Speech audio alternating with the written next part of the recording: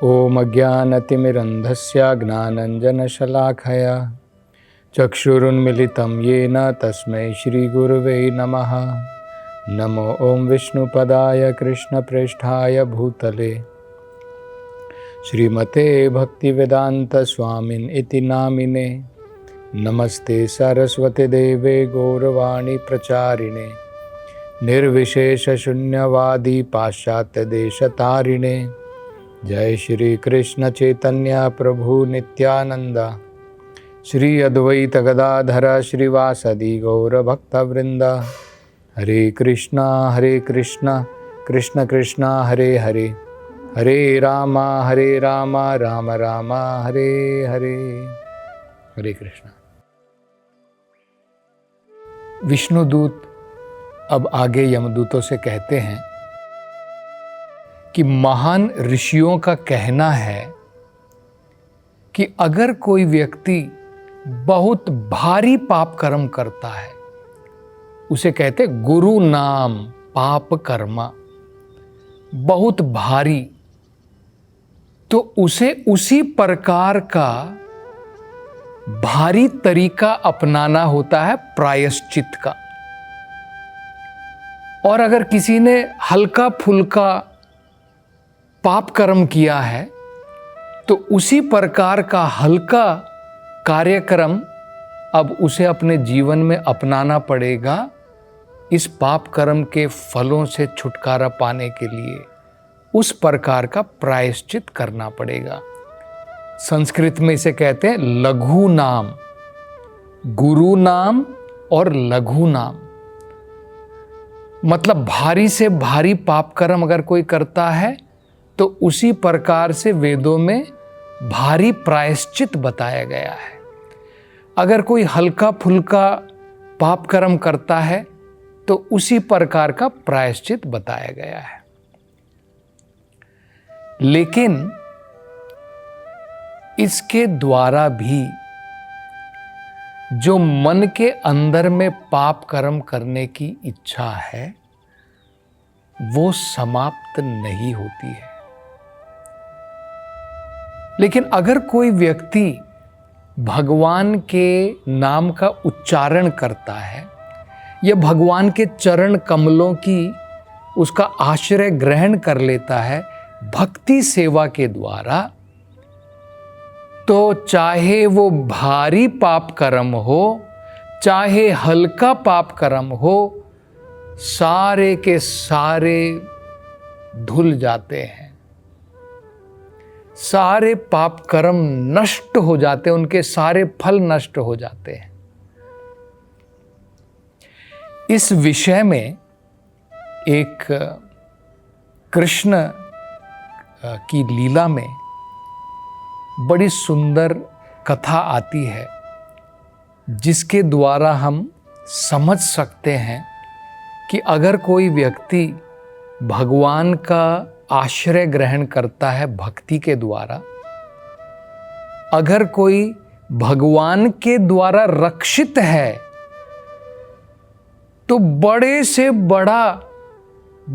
बड़ी दुर्घटना, बड़े से बड़े पाप कर्म सब नष्ट हो जाते हैं। बड़े से बड़े कष्ट, बड़ी से बड़ी विपदा दूर हो जाती है।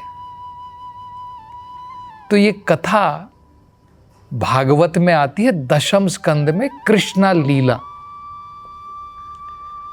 जब ये भगवान की द्वारका की लीला है, भगवान के उनकी एक जो पत्नी थी जाम्बवती, उनके द्वारा उन्हें एक पुत्र की प्राप्ति हुई थी जिसका नाम था सांभा। ये नाम भी बड़ा महत्वपूर्ण है क्योंकि ये पुत्र सांभा जो है हमेशा अपनी मां के साथ रहते थे। तो संस्कृत में मां को अंबा कहते हैं। सा अंबा जो हमेशा अपनी मां के साथ रहते थे, इसलिए उनका नाम पड़ा सांभा। तो ये भगवान कृष्ण की भांति ही अत्यंत वीर थे तो एक बार क्या हुआ, जब ये सांबा हस्तिनापुर गए तो वहां पर दुर्योधन की पुत्री थी जो विवाह के लायक थी, और दुर्योधन ने एक स्वयंवर रचाया था अपनी पुत्री का विवाह करने के लिए। उनकी पुत्री का नाम था लक्ष्मणा। तो स्वयंवर में क्या होता है कि ये वधू जो है उसके गले में वरमाला डालती है, जो उस प्रतियोगिता में, जो स्वयंवर में जो प्रतियोगिता होती है, जो उसमें खरा उतरता है, उसको जाकर के वो वरमाला डालती है। अब लक्ष्मणा को सांबा के बारे में तो पता नहीं था, और ना ही वो उनसे विवाह करने के लिए आतुर थी।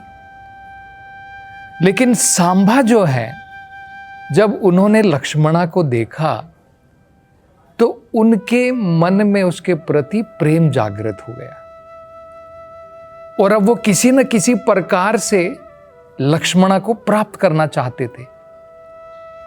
तो वहां पर ये प्रतियोगिता चल रही थी, सांबा वहां पर गए सभा में, और वहां पर जाकर के तुरंत बड़ी वीरता के साथ में उन्होंने लक्ष्मणा का हरण कर लिया,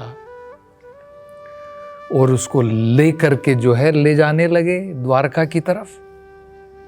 तो वहां पर बड़े बड़े कुरु वंश के श्रेष्ठ लोग बैठे हुए थे। भीष्म पितामह थे, द्रोणाचार्य थे, दुर्योधन वहां पर था। तो ये सब वहां पर श्रेष्ठ लोग बैठे हुए थे। उनको बड़ा अपमानित महसूस हुआ, आभास हुआ कि अरे हम इतने बड़े क्षत्रिय हैं, ये तो हमारा अपमान है। हमने प्रतियोगिता रखी है, प्रतियोगिता में भाग ना ले करके ये दुर्योधन की बेटी लक्ष्मणा को अपहरण करके लेके जा रहा है। तो तुरंत भीष्म पितामह की सलाह पर अब जो है 6 बड़े महारथी उनको भेजा गया, इनको हरा करके लक्ष्मणा को उनसे छुड़ाने के लिए, और सांबा को बंदी बना करके सजा देने के लिए। तो सांबा जो है वो भी बड़े शूरवीर थे, और उन्होंने तुरंत अपने धनुष बाणों के द्वारा इन 6 महारथियों के इनके साथ में बड़ा घमासान युद्ध किया। लेकिन फिर भी हमको समझना है, एक महारथी से लड़ सकता है, लेकिन यहां पर दुर्भाग्यपूर्ण 6 महारथी एक महान योद्धा से लड़ रहे हैं। वो कितनी देर तक लड़ सकता है? तो कुछ समय के बाद में इन्होंने सांबा को बंदी बना लिया, और लक्ष्मणा को वो लेकर के चले गए और उनको अलग रख दिया। अब ये खबर जो है पहुंच गई द्वारका में। तो द्वारका में यदु कुल के जितने भी क्षत्रिय गण थे बड़े क्रोधित हो गए कि किस प्रकार से उन्होंने सांबा को वहां पर इस प्रकार से बंदी बना लिया है।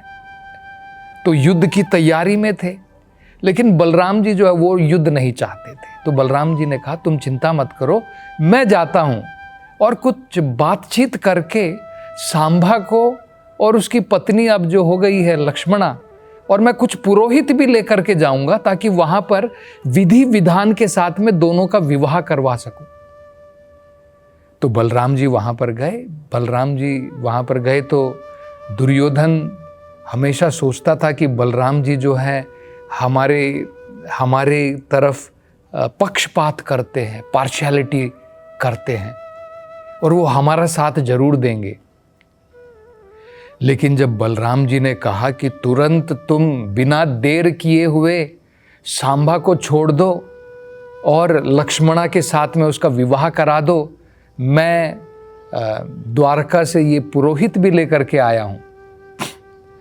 तो सारे के सारे जो कुरु वंश के वो श्रेष्ठ गण वहाँ पर थे, योद्धागण थे, जो महारथी थे, उनको ये बात नहीं भाई। उनको जो है क्रोध आ गया। वो कह रहे हैं कि आप ये क्या बात कह रहे हैं बलराम जी। तो उन्होंने इस प्रकार से बातों बातों में बलराम जी का अपमान किया। तो बलराम जी ने सही समझा कि अब बड़ा महत्वपूर्ण है इन कुरु लोगों को पाठ सिखाने का। तो उन्होंने क्या किया, तुरंत अपना हल निकाला और हस्तिनापुर को अलग करने का फैसला कर लिया कि ये जो टुकड़ा है हस्तिनापुर का, जिसके ऊपर अभी दुर्योधन का राज है, इसको धरती से अलग कर दूंगा। अपने हल के द्वारा खींच करके जब उन्होंने ये प्रारंभ किया तो पूरी धरती कांपने लगी। हस्तिनापुर के लोग जो हैं वहां पर कांप रहे थे क्योंकि पूरी धरती हिल रही थी। तो अब वो क्या करना चाहते थे, हस्तिनापुर को ले जाकर के गंगा में बहा देना चाहते थे। तो तब जाकर के इन कुरु लोगों को अकल आई कि वो किसके साथ में इस प्रकार से उनका अपमान उन्होंने किया, उनकी बात उन्होंने नहीं मानी। तो तुरंत उन्होंने आपस में सलाह की और जाकर के बलराम जी के पैरों पर पड़ गए और उनसे क्षमा याचना की। बाद में दोनों सांभा को भी लेकर के आए, लक्ष्मणा को भी लेकर के आए और उनका विधिवत वहां पर बाद में विवाह हुआ। ये कथा क्यों बताई गई है? ये बताने के लिए भगवान अत्यंत शक्तिशाली है, अत्यंत शक्तिशाली है। बड़ी से बड़ी दुखद घटना, बड़ी से बड़ी विपदा, बड़े से बड़े कष्ट को भी अगर कोई व्यक्ति भगवान के द्वारा रक्षित है तो बड़ी आसानी से भगवान उसकी रक्षा कर सकते हैं। मतलब यही है कि अगर हम ये जो विष्णु दूत बता रहे हैं कि बाकी अगर किसी ने घोर पाप कर्म करा है तो घोर प्रकार की तपस्या, घोर प्रकार का व्रत इस प्रकार से करना पड़ता है, लेकिन फिर भी हृदय तो शुद्ध नहीं होता है। लेकिन अगर कोई व्यक्ति भगवान के नाम का उच्चारण करता है, क्योंकि वो भगवान के द्वारा रक्षित हो जाता है, चाहे बड़ा पाप कर्म किया हो, छोटा पाप कर्म किया हो, तुरंत वो व्यक्ति जो है इन सब कर्म फलों से छुटकारा प्राप्त कर लेता है। ये बड़ी महत्वपूर्ण बात है। आगे वो बताते हैं, विष्णुदूत कहते हैं, तपस्या, दान, व्रत, इनके द्वारा भी अगर कोई व्यक्ति चाहता है कि मैं प्रायश्चित कर लूं, उसका भी फायदा नहीं है, क्योंकि व्यक्ति का हृदय शुद्ध नहीं हो पाता है। जबकि भगवान की भक्ति करने से उसका हृदय शुद्ध हो जाता है, उसकी पाप कर्म करने की इच्छा नष्ट हो जाती है। ये बड़ी महत्वपूर्ण बात है। भक्ति के बारे में देखिए क्या बताया गया है। भक्ति के बारे में बताया है कि अगर कोई व्यक्ति भगवान की भक्ति कर रहा है, भक्ति परेशानुभव विरक्तिर अन्यत्र स्यात्, जो व्यक्ति भगवान की भक्ति में लगा है, विरक्ति, संसार से विरक्ति, संसार की मुझे ये इच्छा पूरी करनी, वो इच्छा पूरी करनी, उससे विरक्ति आ जाती है, उससे छुटकारा मिल जाता है। शुद्ध भक्ति के बारे में तो यही बताया गया है, अन्य अभिलाषिता शून्यम, बाकी हमारी सारी अभिलाषा, इच्छा जीरो हो जाती है।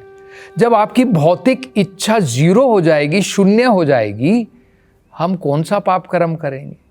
आपकी भौतिक कर्म करने की इच्छा ही नहीं है, आप कहां से पाप कर्म करेंगे? तो देखिए, ये जो तरीका बता रहे हैं विष्णु दूत, ये बड़ा महत्वपूर्ण है। आगे देखिए वो क्या बताते हैं। वो कहते हैं, दो बड़े सुंदर उदाहरण देते हैं। एक देते हैं कि जिस प्रकार से अग्नि सब कुछ जला करके राख कर देती है, किसी को पता हो या ना पता हो अग्नि के बारे में, उसको ज्ञान है या अज्ञानी है।